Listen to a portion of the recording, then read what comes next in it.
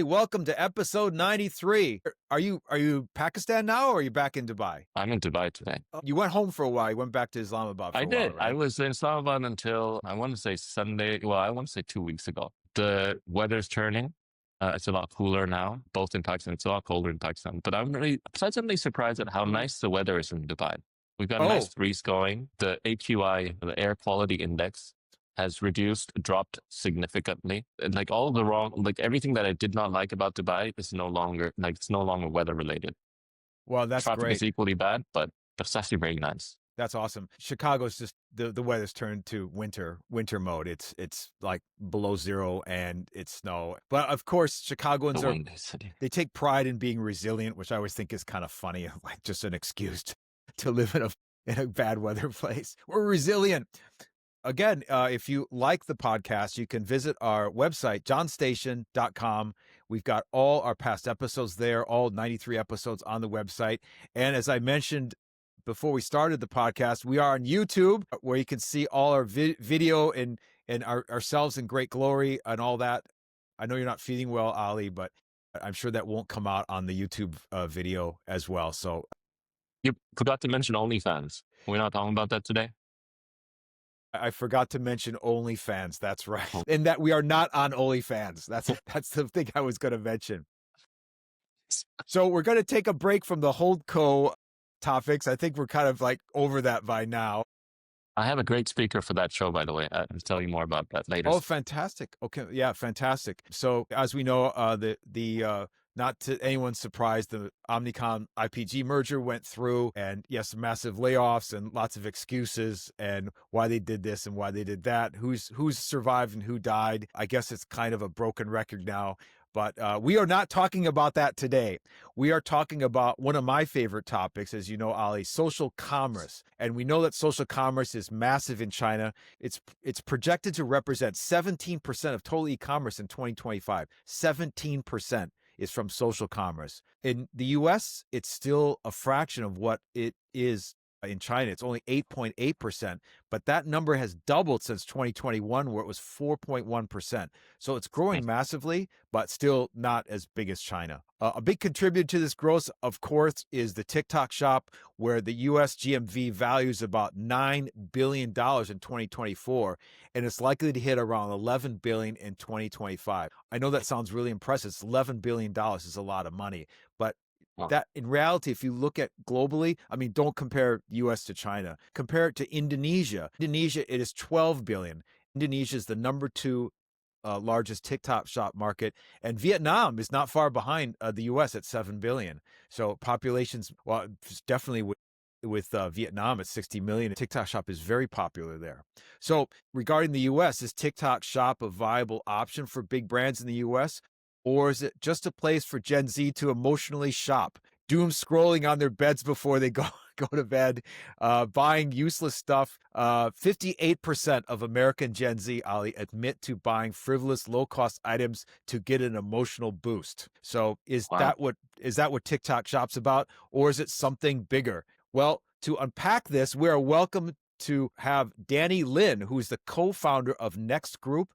Danny is a Seattle-based entrepreneur who started as a true MCN, which is a multi-channel network TikTok shop agency, but now has evolved into a full-service brand accelerator.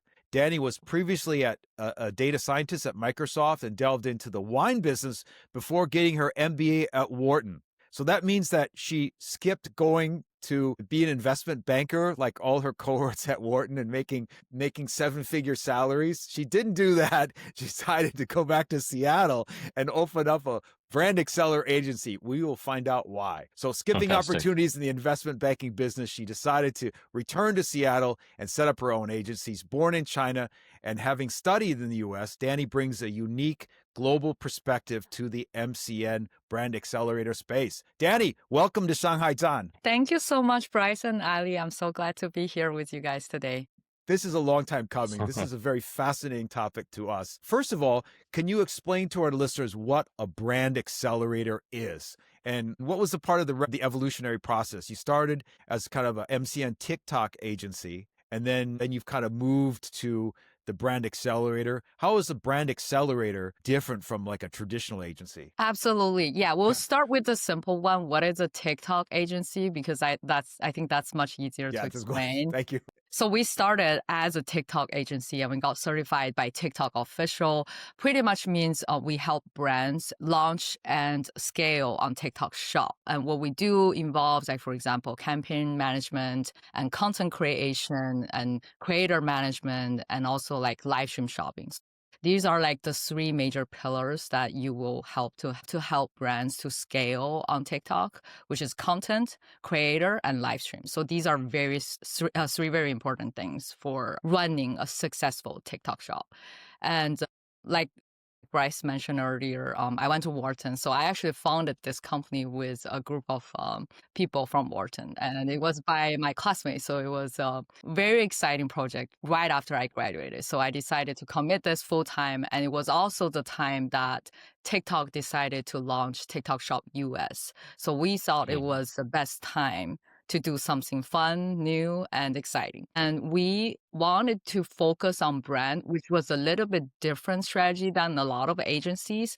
Because early days on TikTok, it was a lot of white label brands. It was a lot of big sellers from Amazon moved into TikTok space and wanted to open another sales channel there. And also a lot of cross-border merchants from China who wanted to sell their products on TikTok because they know the huge potential on TikTok Shop because they actually made money maybe on Douyin Shop before. So we are the early ones who only focused on launch and scaling international brands.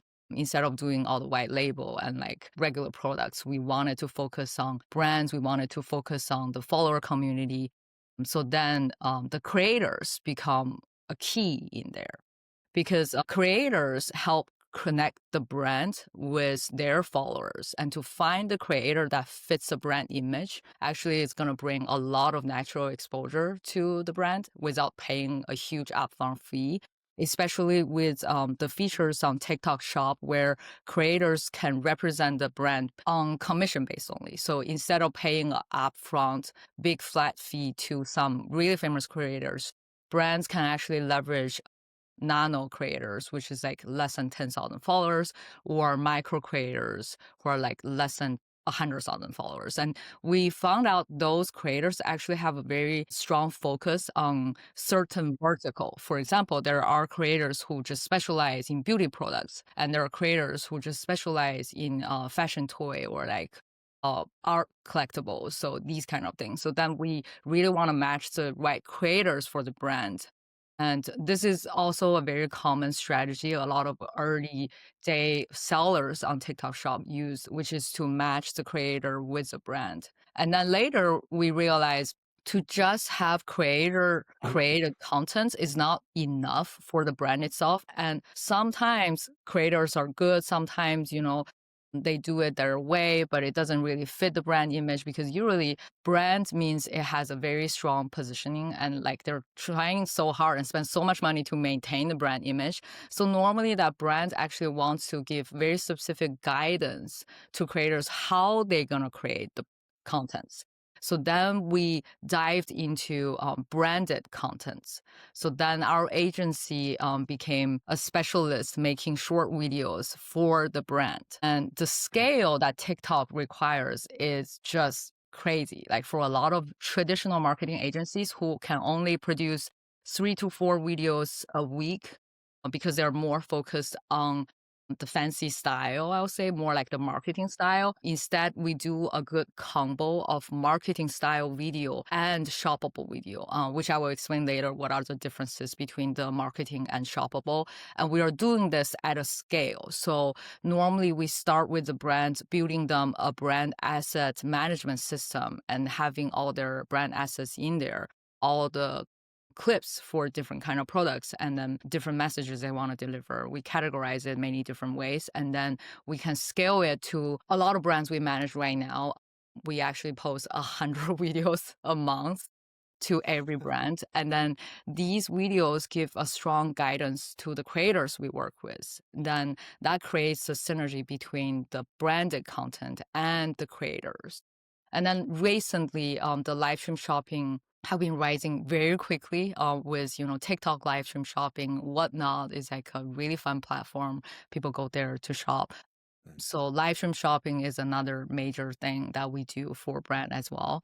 We hire a professional host. These people usually match the brand image again. It has to be the style. For example, when we sell a art toy brand, it's super cute products. We actually have a host has pink hair, and a lot of people just got caught by her hair color, and it's just super fun and beautiful. So these kind of details are the things we specialize and how we differentiate ourselves from a traditional agency.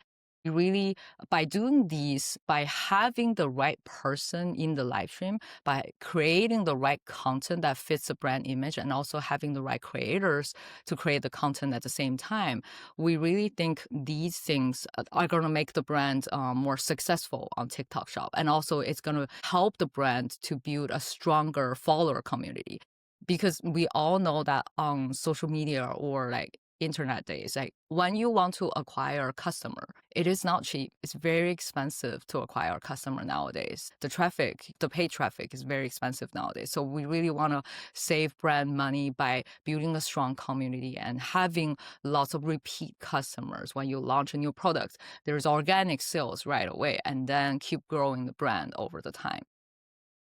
Do you think that there are certain brands that fit the TikTok shop better than others, or is TikTok shop for everyone? Ali and I spent a lot of time in China, and in the Douyin, the e-commerce platform there, as we know, is literally everyone is there. In fact, my students were surprised. They were doing a project for Starbucks China, and they noticed that Starbucks was doing live stream, buy 5 coffees for 50 renminbi, and they thought that was cheapening the brand. Until I told them that people in China will, if they're deciding on the moment to go and buy a coffee or go to McDonald's, they will literally go on Douyin and watch a live stream and find out what the deal, what the sales offer is, and then go take advantage of it. So, in other words, that everyone is on the platform. Would you say that TikTok Shop is similar to that? Is a platform for everyone, or do you think that some brands just do better at TikTok Shop than other brands? I will have to say it depends on what category your product belongs to. There are definitely stronger categories on TikTok Shop, and there are some categories has less audience so far. That's based on the data that we see from the back end. So normally when we onboard a brand, what we look at first is how big the category that the product belongs to, and we do a deep dive in research for full brand analysis of competitors and also the brand itself. We'll compare them with the top sellers in the category and see, whether there's potential for that brand to grow and go viral in that category. And also, what we do is we do a deep analysis on the brand's products. Like you said, I don't think every product is a good fit for TikTok. See, there are certain products that has certain characteristics. For example, if the product it's more like a social currency. For example, the art toy nowadays, when you post it on there, people love seeing those visuals, and then people they love how people dress, and like they've been planted the seed from the brand, so then they are interested in the product. So these things, more like a social currency, more provide the entertaining value for others, tend to be relatively easier to go viral versus a traditional daily use product. Like for example, if it is a toilet paper, like is it so special about the toilet paper? What's special about it? If there's nothing special, then it is relatively harder for people to go viral on TikTok, because TikTok itself, at the end of the day, it is still a social media platform. And the way the user interface is designed is people scroll different short form videos all the time. So you stay to the video when you see something interesting. So when you don't see the interesting thing, you're gonna just scroll away. So even like you pay for the traffic, you get exposure, but if your product is not right for the platform, then it is relatively harder for the product itself to go viral. However, we do see some exceptions, which are established brands. They already have loyal fan community. They will still come to TikTok Shop and buy the products there. because nowadays TikTok Shop give just crazy amount of coupons to customers, and people just want to leverage the best deal. Like we do brands on all e-commerce channels. Like we do Amazon, we do brand.com, we do TikTok. And I can tell you that if you're a customer, like the best deal that you can get for the Black Friday just passed is most likely going to be TikTok. It's because all the sellers are lower the price, even if we match across channel the price, because TikTok platform give out actual coupons just to get actual exposure for the platform itself. Most likely, the customers will actually be there and actually make the purchase and save money. So I would say if the brand already have very strong community based, sometimes you can sell more just on this platform because it is a platform used by most of the Gen Zs, and the customers are there waiting for you. And this will be a great new sales channel opportunity for a lot of bigger brands too. At what point are there too many coupons on a marketplace? I mean, is there ever going to be a point? By the way, I'm in Dubai right now. So Pita, which is like the Meituan offshoot, just launched, and like every night I had 50% off on my meal. I'm not loyal to the platform. I'm loyal to the coupon. How do you reconcile with that? Where consumers are transaction volume, even for Black Friday, it's being led by the coupon economy and not by I love the brand and this is what I need this product, et cetera, et cetera. At what point does it start to fatigue, do you think? Yes, I think that's a great question. So the reason we wanted to focus on the brand is because we thought about the thing you just mentioned exactly, because we realized a lot of new platforms, they try to attract customers from coupon, and they've been giving coupons just because people want to leverage the deal. And that doesn't make the customers stay. And that hurts a lot to a lot of brands who actually spend a lot of money up front to build the brand image and the community and everything. So really, I think right now, TikTok already offers so many coupons. Like literally, we have to teach the customers how to find and use all the coupons in the live stream shopping, because they get confused. You get coupon from the platform, you get coupon from the category, you get coupon from the seller, and it's just like crazy. And you can stack all of them. Like we've seen customers like buying a big order, paying $5. It was crazy. Like in the end of the day, like the brand, we are going to get more than $5, but this person we can see from the back end, is only paying $5. And that's exactly what happened. Like you mentioned, the coupons are everywhere. And then people are actually afraid that they are missing some kind of deal. You know, when they find like better deals where they have a new coupon, they would actually message our customer service, be like, could you please let me use this coupon and let me price adjust this one?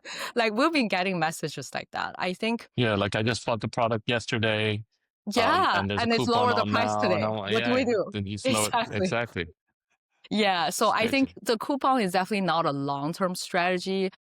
I'm a strong believer for brand and product power. Coupon can only get you the new customers relatively easier versus then you just like try hard sell and then go into the market and tell people who you are, because a lot of people like to leverage the coupon. So let them leverage the coupon for the first time, but whether the brand, the product can actually keep the customer, that is the key. And that's why I'm a strong believer for brand and product, because like I mentioned, all those white label products, people are going there to buy it only one time. Like it's less likely they're going to come back, and most likely they won't, because they only wanted a better deal. They're going to search everywhere on e-commerce and be like, I want the best deal. Those type of customers are not the focus for a lot of brands we manage. And I think, you know, the coupon will go away by one day. It's just like the early Uber days. I don't know if you guys remember, like you don't have to spend money. You just take free ride. I love getting the red Mercedes E-Class. It was great. It was Uber fantastic. in China was amazing. Yeah. It was always free for Didi for a year or so. So really people are trying to just get the market share and getting the customers. And we believe if the brand provides good value and really it worth the money and it has special selling point, and I think the customers will still come back without that little coupon. Like if it's only $5 difference, then maybe people don't care because people really want this branded product. I was really fascinated by what you said. You do the branded videos for the clients, and that is there a tendency for brands then to just rely purely on creators to guide their and I guess that leads to my next question is what's the difference between a brand video and a shoppable video, which you mentioned on the outset of the episode? You said shoppable videos and brand videos. Could you tell the listeners what the difference is and why do you think it's important for agencies like yours to continue to do content for the clients? Yes, absolutely. That's a great question. In fact, early days when we founded Next, when we were building the content team, we were trying to hire people in the market. And we hired some people who specialize in filming, specialize in marketing. And we realized, if you want to find the perfect person to understand shoppable video back then, it was very hard. We couldn't find someone who understand that fully. So this is a great question. I think nowadays it's getting better, but like back in the days, like a year and a half ago, a lot of people couldn't differentiate because they look so similar because they're both short form video and they both look nice. What is the big difference between the brand video, we call it the marketing video, and the shoppable video? So I like to explain it this way. This is how I explain to my team too. Brand video, we usually call it's plant the seed for the customer. And shoppable videos, I usually call it's time to harvest. So if you don't plant the seed, what do you harvest later? And these are two different things. You cannot plant the seed and harvest at the same time. And these are two different types of videos. And there's also different time horizons as well. Yes. Because if you haven't planted the seed, you can't harvest. It takes time for Exactly. So the plant the seeds is more like upper funnel, middle funnel, the person specialized in marketing. And then the shoppable is more like the conversion. People actually make the purchase action. It's a lower funnel type. So that's the major difference between the brand video, the marketing video, and the shoppable video. And for the shoppable video itself, actually, there are two different types. That's how we categorize internally. One type is made by our studio, which is we made from the brand perspective as a shoppable video format. And then the other category is it's actually shoppable video made by the creators that we found for the brand. So essentially, there are three different baskets. I'll give you a very specific example for every basket. Like, for example, the brand video, the marketing video, if you see a famous celebrity or like a super popular influencer on the internet that's wearing a lipstick and it looks so beautiful on her, and usually it's more like an ambient type of video. You love the look, you love the I have no idea what you're talking about. Like, for example, if you see a guy who is a professional golf player. I know what you're talking about. I know what you're talking about. Yeah. So then you get to know the product. It creates awareness. And that's only the stage where you plant the seed to the customers. And versus a shoppable video. And then there we comes to the basket of we make the certain shoppable videos in-house. And then the creators make certain videos for shoppable type. So the difference between there is normally my agency, we use in-house team to do shoppable videos as more like a template for the creators to be inspired, because we work with brands, so we have to be very careful with the brand guideline, what they want us to do, what they don't want us to do. So when we create these shoppable videos, we not only want the video to go viral, but also at the same time, we want the video to speak the language of the brand. So then everybody sees the consistent brand image all over, like from upper funnel to this lower funnel.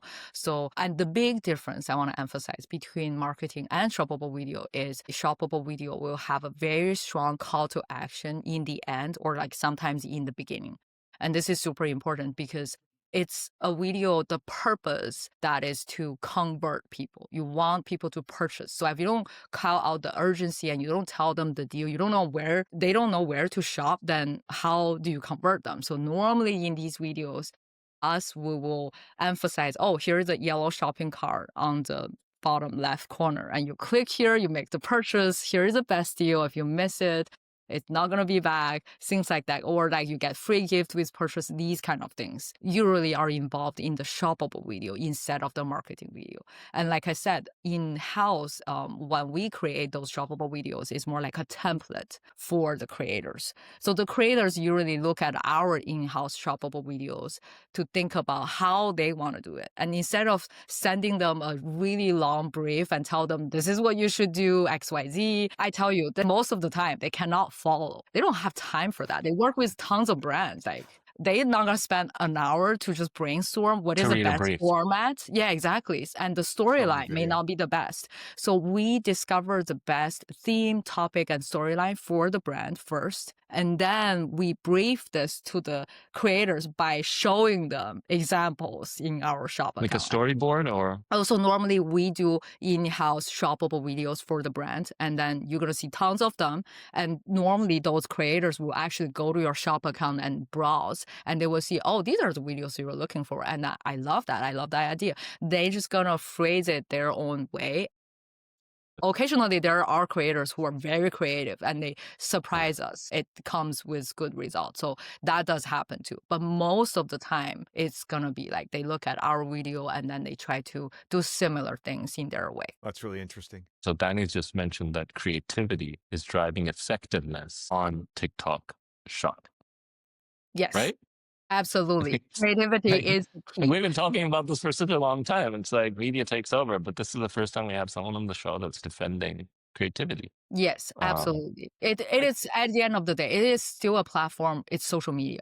Why people go there? People want fun, entertaining stuff to watch. They love new stuff. They love people's creativity. That's why they follow certain creators for a long time and they watch their videos every day. So for a brand, I always believe it should never be a hard sell. It should involve creativity all the time to reflect the selling point, to reflect the product. But that doesn't mean the thing can be missing. It has to be there.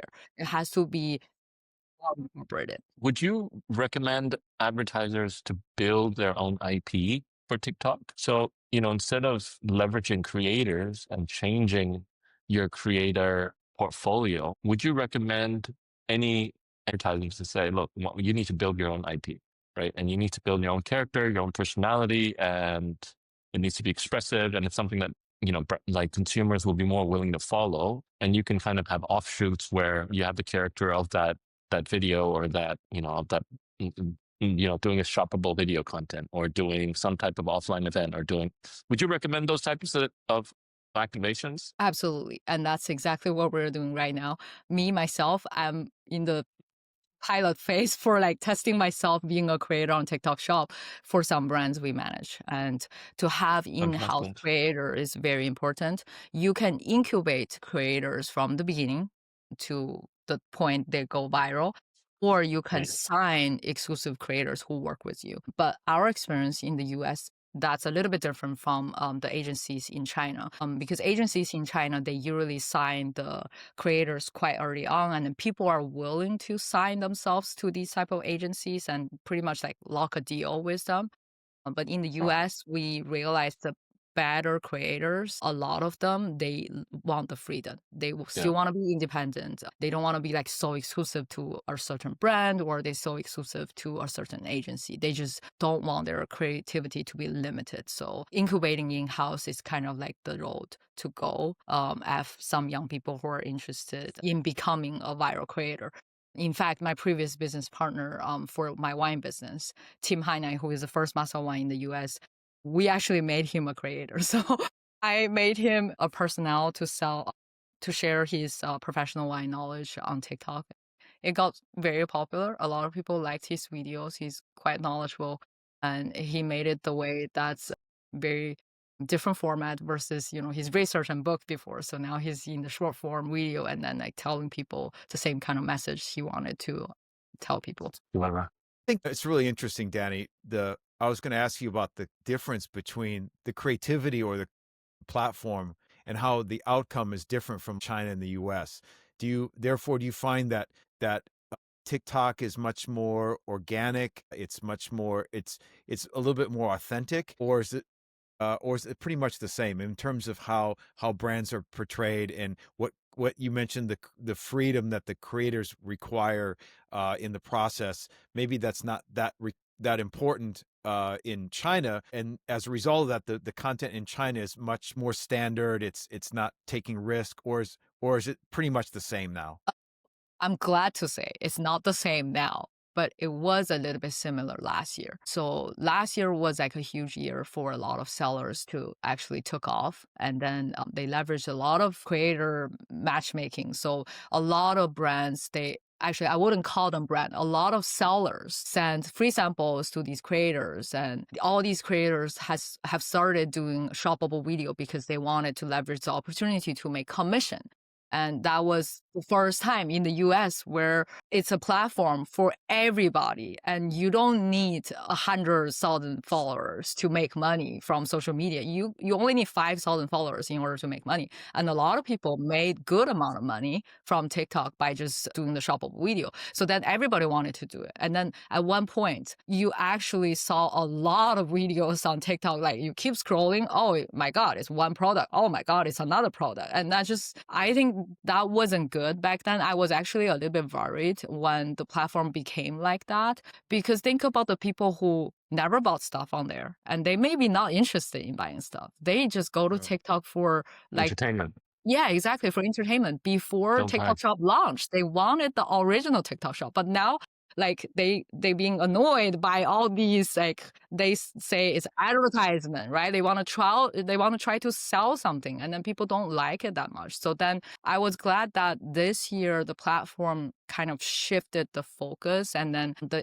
platform was also very actively educating all the agencies. Like they have weekly meetings for all of us and telling us, you really need to focus on the branded content instead of doing a hard sell. You can do the matchmaking, but not all the time. You got to make it fun, those kind of things. It's very important to drive the major direction back to the original TikTok style instead of making it just like a sales channel, because TikTok itself, it's not a sales channel alone. It is a combination of social media and sales channel, e-commerce sales channels. It's very important to keep the nature of social media on there. So right now, I would say it's much better than last year. And also TikTok try to, I guess, maybe change their algorithm a little bit so people don't see those shoppable video all the time. And sellers needs to pay the ad money in order to be more exposed to the customer. So which is reasonable, because for any platform, it's never going to be free forever. The brands are willing to do that. And high quality content becomes super, super important for every brand this year because of the direction shift. So it's not about a numbers game anymore. Like it used to be like whoever who can post the most videos, they got the highest probability to be discovered. Back then, for a time period, it was kind of like that. But nowadays, I would say, yes, quantity is important, but quality is even more important. That's how you can go viral more easily and get more fans and build this strong community. And quality is measured by, I mean, if quality informs the algorithm, what metric is it? Is it video completion rate? Is it view through rate?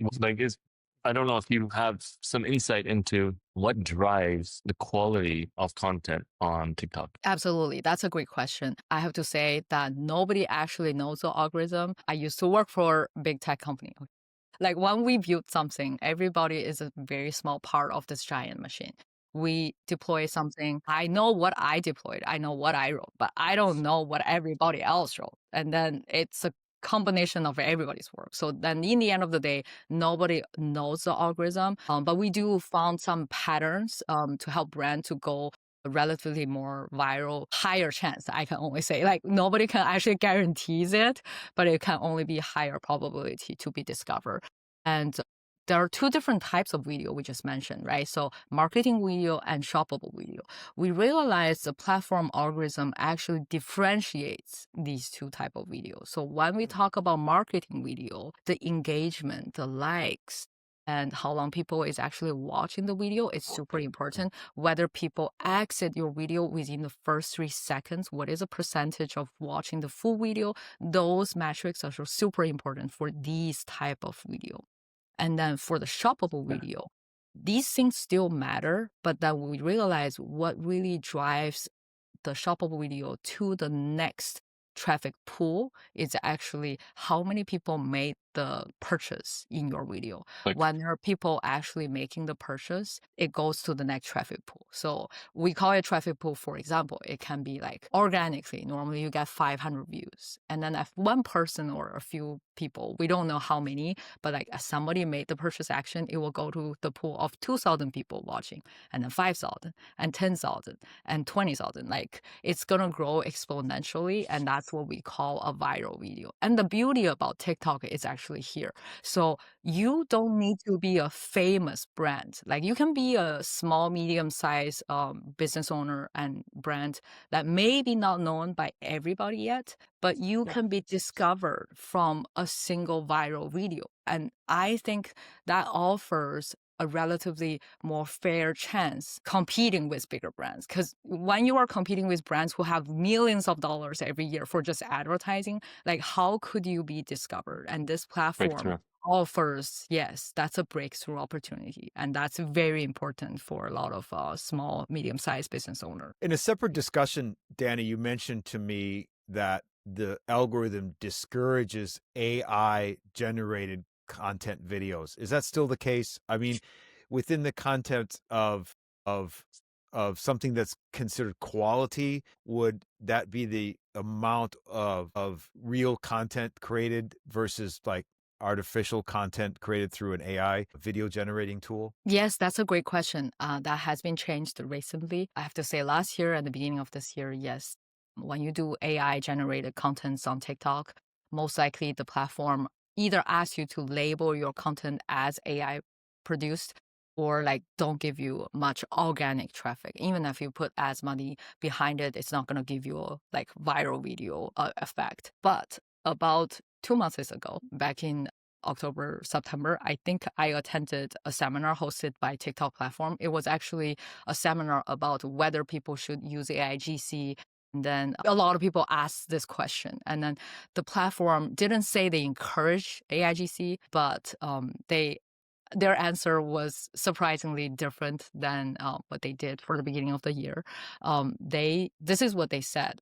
If I remember correctly, please double check online if if you want to validate my statement. So they said something like you can use AIGC as long as your products are shown exactly the same in the AIGC.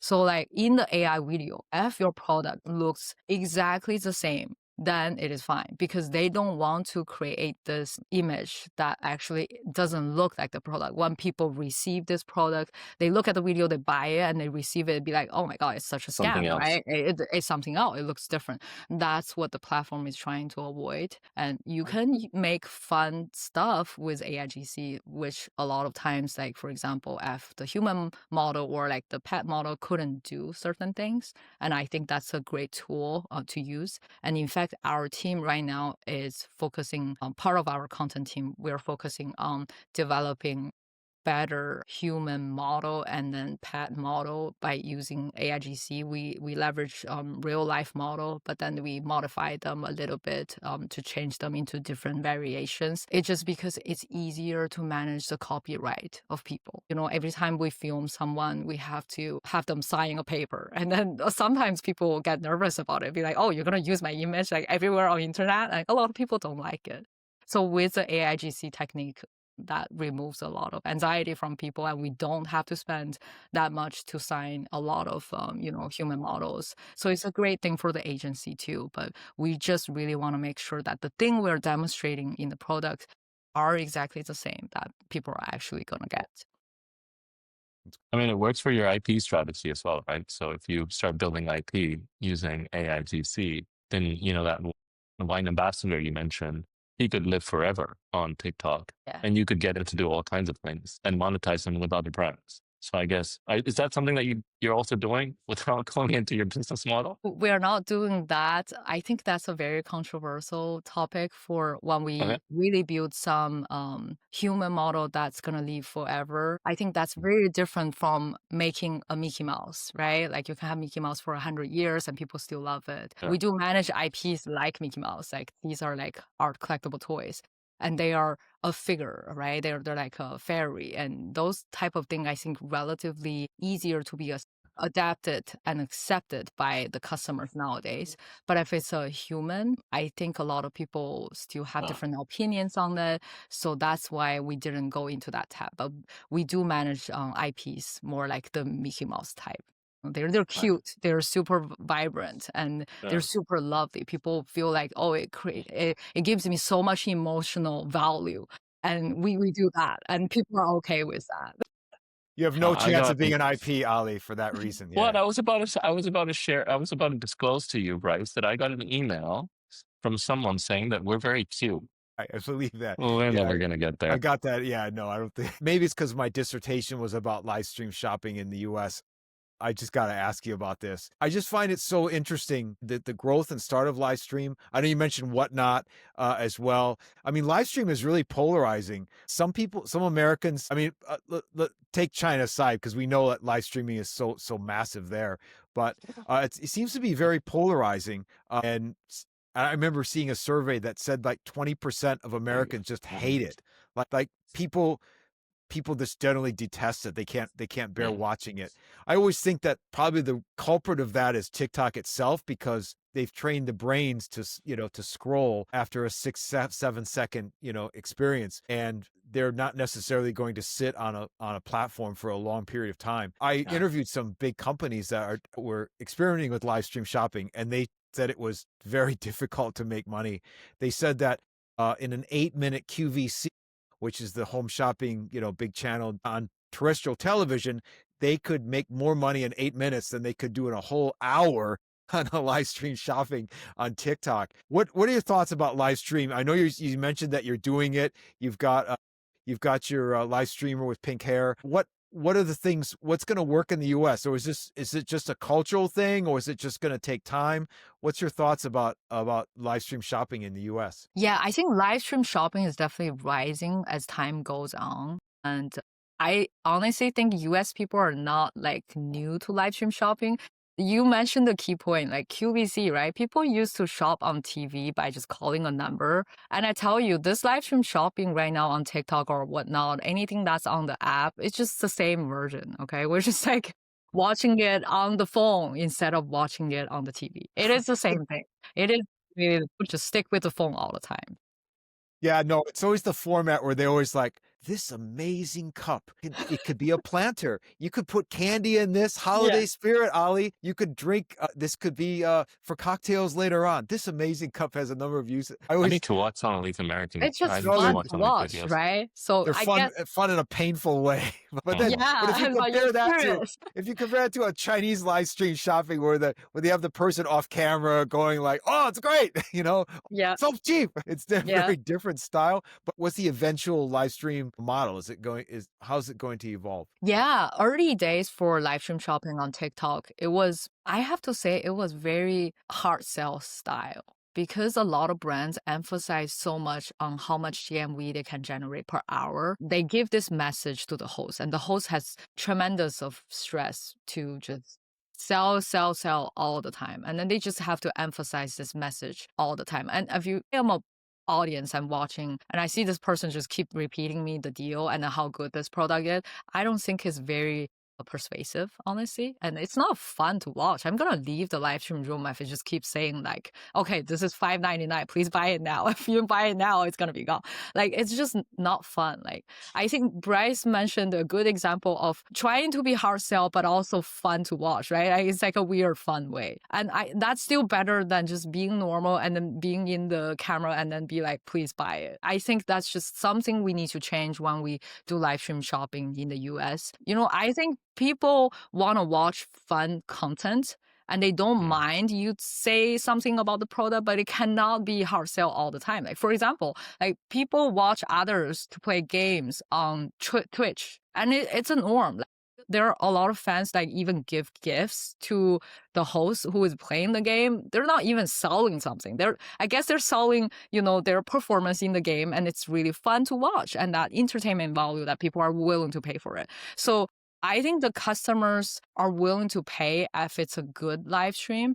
And that's why I say like our live stream hosts I think they're very unique, and they match the brand really well. And they also, like, the first message I told them, and this is also thanks to Bryce, that we had a talk about his dissertation about live stream shopping, the difference between Chinese live stream shopping and the US live stream shopping. So the first message I emphasize to our hosts is, you know what, your KPI, how I measure you, is not based solely on the GMV. Okay, I will take a look at that, but definitely not just about that. I want you to have a community of people who come back to your live stream, all the time. They like to watch you. They will stay longer time.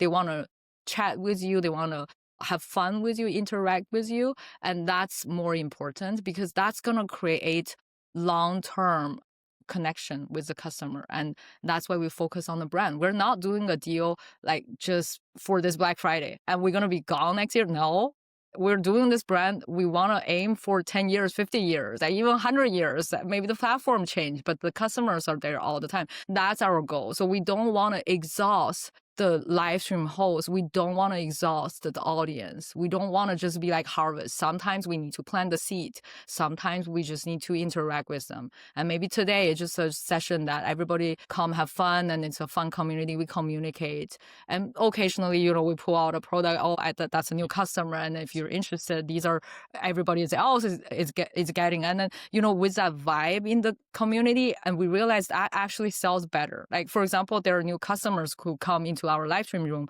They actually see all these loyal fans who have everything from our brand, and they'd be like, oh my God, I'm curious, what is it? Maybe I want to try too.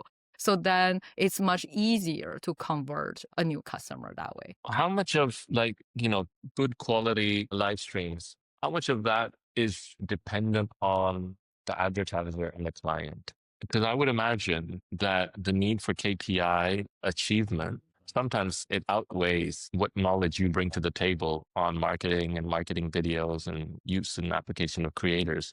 So how do you navigate that? Or, are you selective with the type of clients you work with? Because I'm sure there's a whole education process to the type of thinking that you're bringing to the table. Yes, absolutely. Usually my sales pitch to the brands are like at least an hour long. You're right. I have to tell them all these informations, because normally brands are used to either a full service marketing agency, right? Like they used to work with agencies who focus only on social media, and then the social media agency will help them to build the content, help them to find the creator. That's it. And they don't care about the conversion part, because they are not the sales channel. They are the part where they focus on planting the seed. And then they would talk to, for example, maybe retailers, distributors, or like e-commerce platforms, the agencies who help them to do the shop operations on these e-commerce platforms. So normally they don't work with the agency that's like end-to-end from the beginning, where you build the brand image, you do the upper funnel, even PR and pop-up shops and like media outreach, to the social media where you plant the seed with customers, and then to the platforms where you actually sell. So our agency provides full service. Yes, it takes time for me to explain to them what we actually offer, and it's a lot we offer, because we really find out that, like, from our experience, we really find it's not only one part plays a role that can bring a significant difference to the brand. It's a teamwork. Every part needs to work. TikTok alone, I have to tell the brand that, like, a lot of brands came to me, be like, can you just please find me good creators? I said, yeah, we can do that, but that's not enough. And I really have to tell them that I'm not just trying to sell you other services. It's because the synergy between your branded content and live stream shopping, they're like the three whales we call for next system, that these three wheels have to run together to make your brand viral on this platform. If you only do one, it's like a person who just have one leg and jumping. It's hard to run. Like, you got to have all three parts. And then that's why for our live stream hosts, I don't have to force them to sell, because what we found the synergy is when you go live, when you build this community there, when you don't try to hard sell, you still get to convert people from the product card, from the content, from the creators. It may come from other channels, but it will come. Like, it's just no rush. And that's why we love to work with brands, because most of the brands, they already spend so much time and money to build the brand. They're relatively more patient versus somebody who just want to make quick money right away. And I think that's a mindset that we normally are also looking for when we interview or pitch the brand, because we also want to find someone who values this system. That's great. And Danny, maybe you could highlight a couple brands, one brand that maybe you're working with that you think is a good example of doing right on TikTok Shop, and maybe a brand that you're not working with that you look at saying, wow, they're just amazing. They're just doing fantastic work. I think all of us are always curious to follow some of these brands and just to learn from them. Yeah, that's a great question. So I would really love to highlight the brand who did really well during the Black Friday campaign. And we started working with them back in July. So it's only 4 months. It was a relatively newer brand to our agency. It's a art toy collectible brand. Their major competitor is a Pop Mart brand that's super huge and popular in the US now. Oh. The company we work with is called Toy Zero Plus. They have this viral IP from Asia. It's called Lulu the Piggy. It's a super cute character.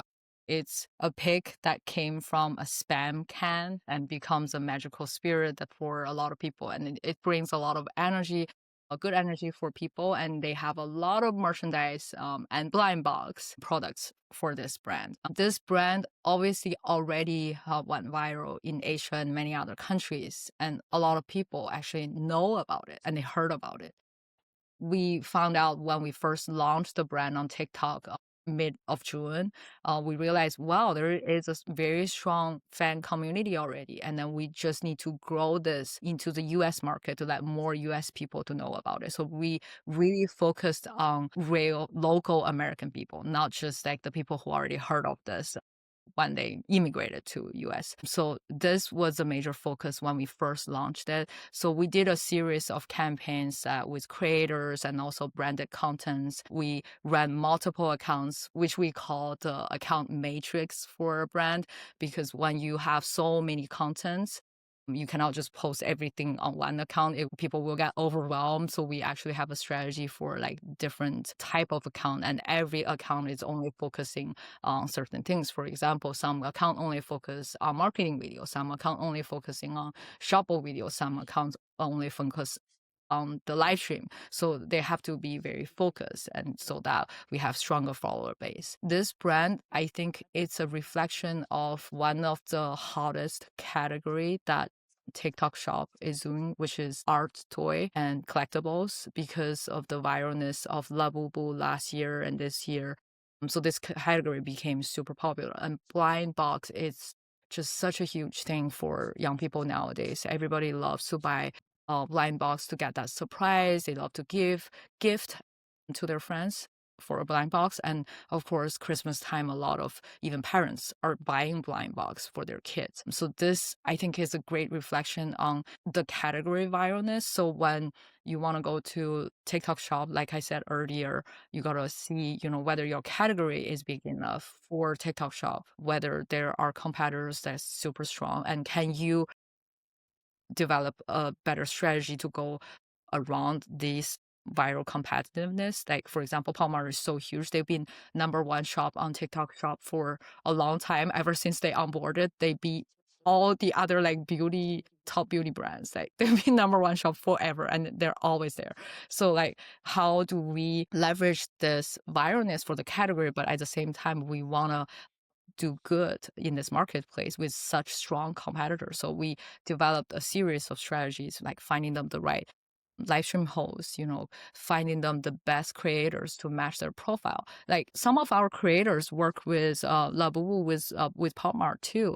It doesn't mean like the creator cannot work with competitors. I think sometimes it's actually great because their followers also need different selections of similar type of product. So that's one of our strategy for finding the creator. A lot of times we actually just want to focus on finding the pop mart creators, and it actually worked quite well. And then branded contents are also important. Like, I think that's the part where we did the strongest as a very, I think, very unique agency, because most of the agencies, the first thing when they pitch the brand is really about live stream shopping, about finding creators. But we really want emphasize on branded content. So we actually worked with a creative director that's majored in film when she was in college. And then we developed a lot of branded content that fits the current theme topic. And then we did many viral storylines for that brand, and we did in-house shooting in the US to make sure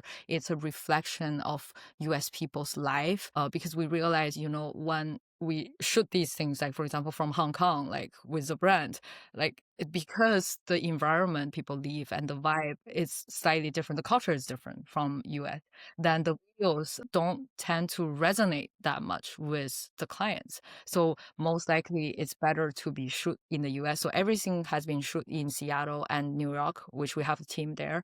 And then it's a reflection of US lifestyle, and our models are from US. Our models are just like our customer profile, all 85% female, and then 18 to 35 years old. So that's like, we are very focused on that. And then we want those people to be part of the video, and then others see and they feel like, oh, that I want to be like that. I think it's super fun.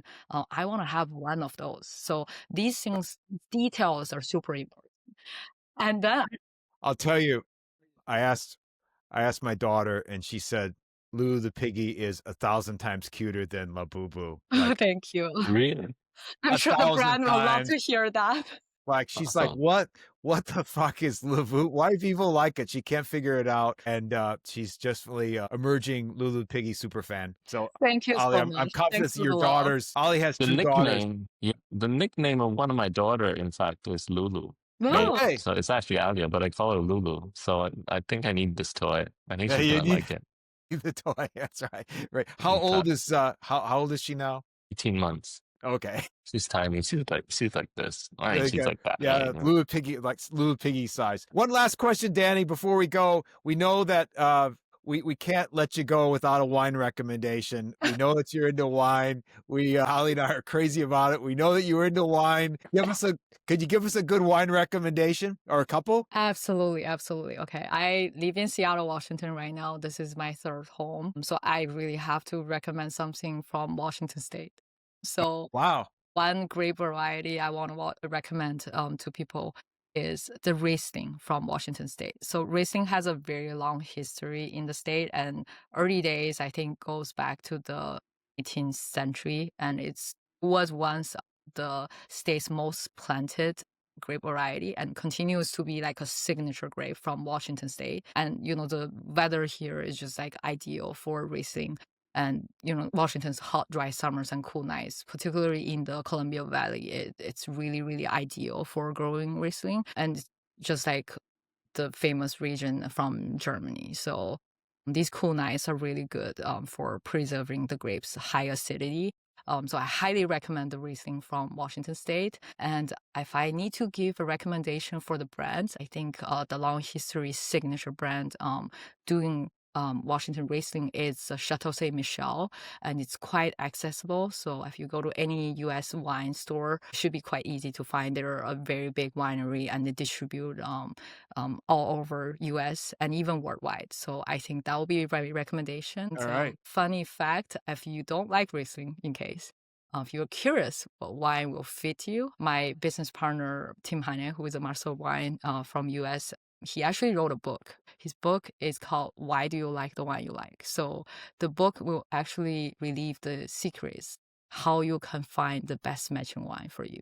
And if you are a listener in China, me and Tim, we actually published a book in 2020. It's called 爱你所爱. So it's a book about wine recommendation. And you can also find your best matching wine from the book too. That's awesome. That's so Thank great. you so much. It's really fascinating, interesting discussion. I know I learned a lot. I'm sure Ali did too. Thanks again for being on the show, and we'll share your LinkedIn details on the show notes in case anyone wants to get a hold of you and your company website. But again, thanks for being on the show. Thank you so much, Bryce and Ali. Thank you, everyone, for listening to our conversation. It was a lot of fun to talk with you guys about this topic. It's been my passion for 2 years now, and it's a great entrepreneur journey. That's great. Thanks for that. And thank you for joining us on today's episode. Join us in a few weeks for another exciting show. Until then, have a great day.